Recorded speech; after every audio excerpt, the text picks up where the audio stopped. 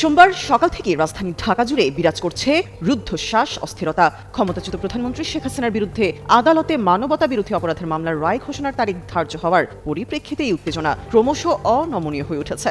শহর জুড়ে দফায় দফায় ককটেল বিস্ফোরণ ও বাসে অগ্নিসংযোগের মতো নাশকতায় জনমনে তীব্র আতঙ্ক ছড়িয়ে পড়েছে।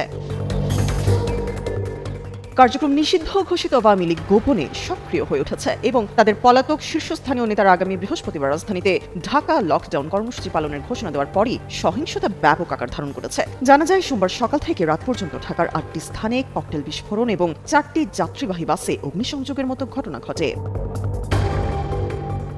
এই বিস্ফোরক পরিস্থিতিতে ঢাকা মেট্রোপলিটন পুলিশ ডিএমপি রাজধানী ঢাকাকে নিরাপত্তার চাদরে ঢেকে ফেলেছে। কৌশলগতভাবে পুরো মহানগরীকে 8টি সেক্টরে ভাগ করে নিরাপত্তা মহড়া প্রণয়ন করা হয়েছে, যেখানে 17,000 পুলিশ সদস্য মোতায়েন করা হয়েছে। প্রণয়ন করা হয়েছে মোবাইল পেট্রোল, ফুড পেট্রোল ও তদারকি ব্যবস্থাপনা। রাত্রিকালীন তদারকি কর্মকর্তা হিসেবে 66 জনকে নিযুক্ত করা হয়েছে। সংশ্লিষ্ট সূত্রের খবর অনুযায়ী 20 নভেম্বর পর্যন্ত এই কঠোর নিরাপত্তা পরিকল্পনা কার্যকর থাকবে।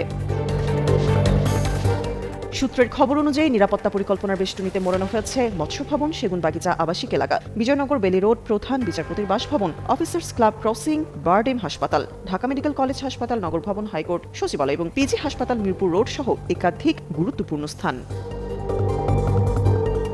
এই প্রসঙ্গে ডিএমপি কমিশনার শেখ সাজ্জাদ আলী বলেন, 13ই নভেম্বরকে কেন্দ্র করে আওয়ামী লীগ সামাজিক যোগাযোগ মাধ্যমে নানা অপপ্রচার চালাচ্ছে, তবে পুলিশ সে বিষয়ে সতর্ক আছে। তিনি আরো বলেন, বাসে আগুন ও ঝটিকা মিছিলের মাধ্যমে কার্যক্রম নিষিদ্ধ আওয়ামী লীগ জনমনে আতঙ্ক ছড়াতে চাইছে। যারা এই অপতৎপরতায় লিপ্ত তাদের সবাইকে আইনের আওতায় আনা হচ্ছে বলেও নিশ্চিত করেন ডিএমপি কমিশনার। দৈনিক যুগান্তরে সিরাজুল ইসলামের লেখা এক প্রতিবেদন এসব তথ্য উঠে এসেছে।